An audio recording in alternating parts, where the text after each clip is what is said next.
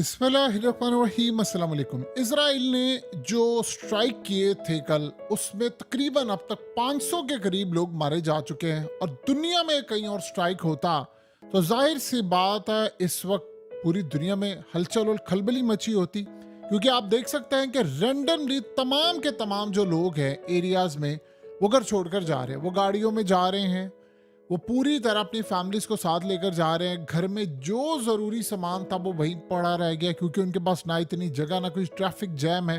क्योंकि इस सूरत हाल में नेतन्याहू ने और आर्मी ने कल इनको वार्न किया था कि आप निकल जाए, हम उड़ाने वाले हैं। अब ये जब सूरत हाल हुई है तो आप दुनिया का रिएक्शन देखिए, इस पर खामोश है। लेकिन जब हिजबुल्लाह ने आज इसराइल की रमात डेविड बेस को उड़ाया, उसके बाद इसराइल के मिलिट्री इंस्टॉलेशन अफूला, जिशरून और याकूब एरियाज के अंदर तबाही मचाई है।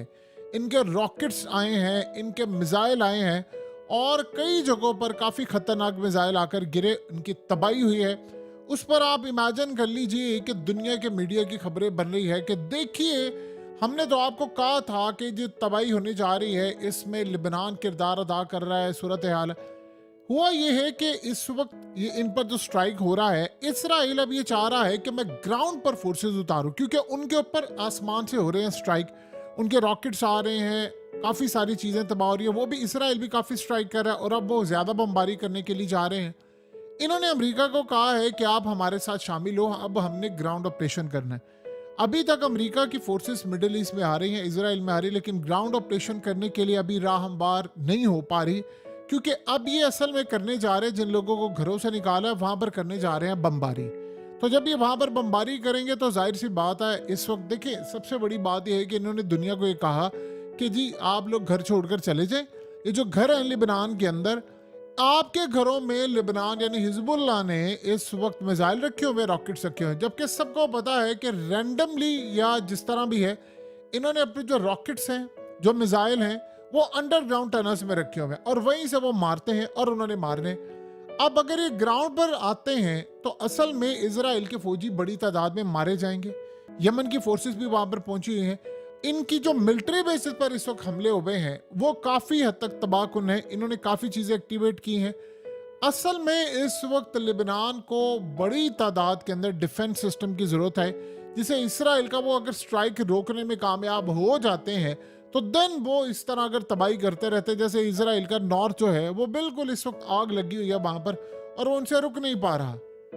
आप अंदाजा करें कि सारी सूरत हाल में भी इस्लामिक कंट्रीज ईरान को कह रही हैं कि आप आगे बढ़कर हमला ना कीजिएगा, आप इस जंग में ना कूदिएगा, रीजन में फैल जाएगी। इसराइल को रोकने की किसी के पास जरूरत नहीं है, उसको कोई नहीं कह रहा। और कह रहे हैं जी लिबनान भी जरा हाथ उला रखे, फलाना रखे, ये रखे। अब इस वक्त सूरत हाल ये है कि गालिबन अगली खेप जो है वो पहुंच गई है लिबनान के पास, लॉन्ग रेंज और बड़े खतरनाक मिसाइलों की। देखिए इस रात को जो हमले किए हैं हिजबुल्लाह की जानिब से, रॉकेट मारे गए हैं, मिसाइल टारगेट यानी गलीली में, हाइफा में, बे एरियाज में, और इस सूरत हाल के अंदर काफ़ी हद तक इसराइल के मिलिट्री बेसिस को नुकसान पहुंचा है।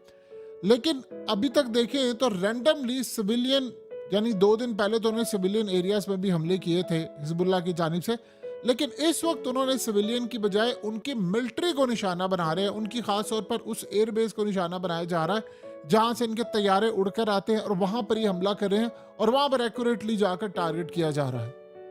देखिए इस वक्त इनके डिफेंस मिनिस्टर की मीटिंग वगैरह इस वक्त हो चुकी है सारी, और फैसला ये हुआ है, उसने भी आगे हथियार डाल दिए, क्योंकि वो भी पहले कह रहा था जंग नहीं करनी, लेकिन गालिबन अब पीछे से प्रेशर इतना ज्यादा आ गया है, अवाम भी कह रही है जंग नहीं करनी, लेकिन इनके पास अब रास्ता कोई नहीं है।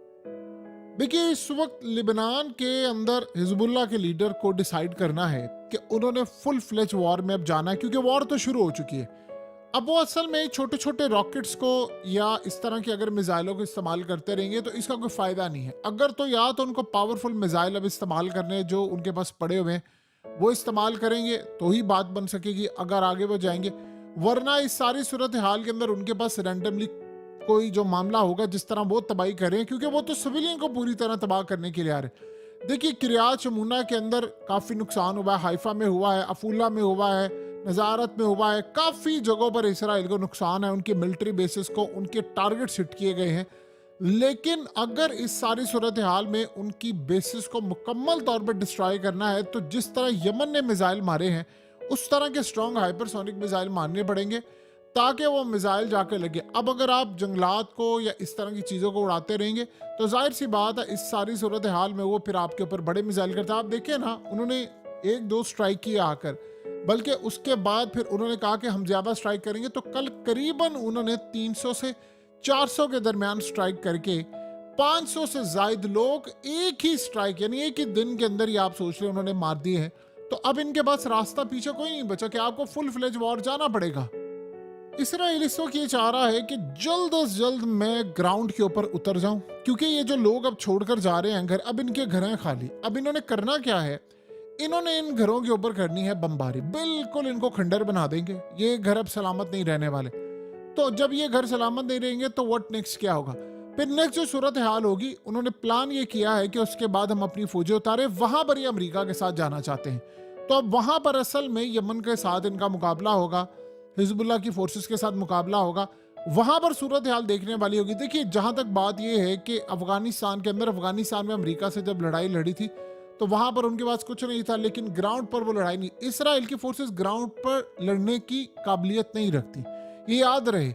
वहां पर वो लेवल नहीं है उनका, क्योंकि आपने देखा कि जब भी वो करते हैं उनको एयरफोर्स की कैपेबिलिटीज का होता है कि वो वहां पर करते हैं। अब इस सारी सूरत हाल में जो बड़ा एक स्ट्राइक करना है हिजबुल्लाह ने, वो गालिबन इंतजार किया जा रहा है कि यमन की जानिब से स्ट्राइक हो, और ऐसा लग रहा है कि एक आध दिन में, आज हो जाए कल हो जाए, यमन स्ट्राइक के लिए तैयार है। देखिए, 2006 के बाद आज तक हाइफा में इस तरह की सूरत हाल कभी पेश नहीं आई। बहुत ज़्यादा इसराइल का यानी पोर्ट्स का नुकसान हो रहा है, और गालिबन उनकी इकोनॉमी जो है वो अब रिसेशन में जाने वाली है। उसके अलावा जो रेटिंग है उनकी वो नेगेटिव में जाने वाली है। इस सारी सूरत हाल के अंदर एक बेवकूफ़ाना काम करवाने के लिए इस्लामिक कंट्रीज़ को उन्होंने किया क्या है, उन्होंने एक तस्वीर बनाई और उस तस्वीर के अंदर उन्होंने दिखाया कि जी देखिए, अब पिज़्ज़ा हट वाले हमें पिज़्ज़ा दे रहे हैं, यानी इजराइल की फौज को। अब वो करते क्या है, ये आप तस्वीर देख सकते हैं। वो करते क्या है, उनको पता है कि इस्लामिक कंट्रीज के अंदर इस वक्त जज्बात उरूज पर उभरे हुए हैं, तो हम इनको पागल बनाने के लिए एक नया काम करते हैं। उन्होंने इस तस्वीर को जारी किया जिसमें पिज़्ज़ा हट वाले इनको पिज़्ज़ा दे रहे हैं। अब होगा क्या कि इस्लामिक कंट्रीज में बेवकूफ़ सारे पिज़्ज़े का बाइकआउट करना शुरू कर देंगे, पिज़्ज़ा हट का बाइकआउट करेंगे। वहां पर कस्टमर्स आना बंद हो जाएंगे, उनकी जॉब जाएगी इस्लामिक कंट्रीज में। वो ये चाहते हैं कि आप पागल रहें, इसमें आप पागल रहें, आपके अंदर ये जज्बा ना उभर पड़े कि यार आप अपनी फौज को कह लें, इस्लामिक कंट्रीज 57 मिलकर कोई हमला कर लें, फौजों को कह लें, एयरफोर्स को कह लें, मिसाइल मार लें। ये डिमांड वो कहते हैं कि इनके दिमागों में कहीं आ ना पाए कि वो ये कह दें कि भाई हम इजराइल पर मिसाइल मारे, या हमारी एयरफोर्स जाए, या लोगों की जाए, इस पर कोई ना आए। हाँ, अब नया आपको काम दे दिया है कि आप थके मैकडॉनल्ड्स का बाइकआउट करके, क्योंकि लोगों के जहन में आता है कि यार हमने कोको कोला का बाइकआउट किया, फलाना किया, ये किया, वो किया, रिजल्ट्स नहीं आ रहे हमें। इसराइल तो पहले से ज्यादा हमला करते, उन्होंने कहा आपको एक और चूरन देते हैं, पिज़्ज़ा हट का कर ले। आपका दिल, यानी आपने समझते हैं कि इससे होगा, या पूरा वर्ल्ड भी मिलकर कुछ कर लेना, आप उसका कुछ नहीं उगाड़ सकते। हाँ, उसको तब फर्क पड़ेगा कि जब कोई डिफेंस सिस्टम देगा, मिसाइल रोकेगा, फौज भेजेगा। आप ये सोचो, कोलंबिया कह रहा है कि फौज रवाना की जाए इसराइल के दांत तोड़ने के लिए। सो इस वक्त सूरत हाल आपका यानी अंदाजा देख लें, इस वक्त लेवल ये है कि अगर एक मुल्क लड़ रहा है या बाकी सारे बैठकर तमाशा देख रहे हैं, तो उसके बाद की सूरत हाल आप देख लेंगे क्या होगी। देखिए, ऐसा लग रहा है कि अब लिबनान शायद एक बड़ा स्ट्राइक करने के लिए जा रहा है, और वो काफ़ी बड़ा होगा। अगर तो उन्होंने इनकी जो ख़ास उधर निवातम बेस को टारगेट कर दिया, जहाँ से F-35 भी उड़ते हैं और दीगर भी उड़ते हैं, तो फिर तो आप ये समझ लीजिए कि काफ़ी हद तक वो नुकसान। वो असल में अभी कोशिश ये कर रहे हैं कि हम जिस चीज़ को हिट करें, जहाँ से इनके तैयारे उड़ते हैं, वहाँ पर हिट किया जाए। तो उसके लिए तो आपके पास एक ही मिसाइल होना चाहिए, वो है हाइपरसोनिक मिसाइल।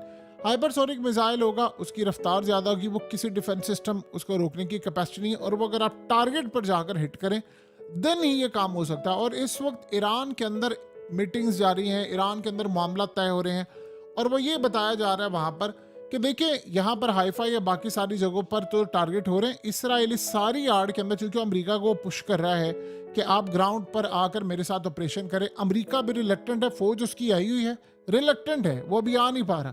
तो इसके लिए पुश चाहिए। अब वो पुश क्या वो करेंगे, पुश ये करेंगे कि वो ईरान के अंदर कोई बड़ा हमला कर देंगे। ईरान में जब बड़ा हमला करेंगे तो जाहिर सी बात है फिर रिएक्शन आना है, फिर रिएक्शन ही तो वो इंतज़ार करे, वो चाहते हैं। ईरान अगर जितना लेट करेगा उतना ही उनके लिए मसला है। जंग में तो उनको कूदना पड़ेगा, इसके अलावा तो कोई रास्ता नहीं है। तो वो जब जंग में कूदेंगे तो देन फिर आप ये देखिएगा कि लड़ाई का अगला लेवल शुरू हो जाएगा। इस वक्त इजराइल की फोर्सेस मुकम्मल तौर पर ग्राउंड पर उतरने के लिए तैयार हैं, लेकिन वो तब जब अमेरिका साथ देगा, और अमेरिका भी जाहिर सी बात है वहाँ इंतखाबात हैं, वो चाह नहीं रहे। तो इसके लिए वो करीब आप देखेंगे कि ईरान पर हमला कर देंगे, और ये भी पॉसिबिलिटी है कि यमन जो हमला करे उससे इनका नुकसान हो, तो इस सारे मामले पर भी वो कोई हमला या कोई लड़ाई की शुरुआत कर सकते हैं।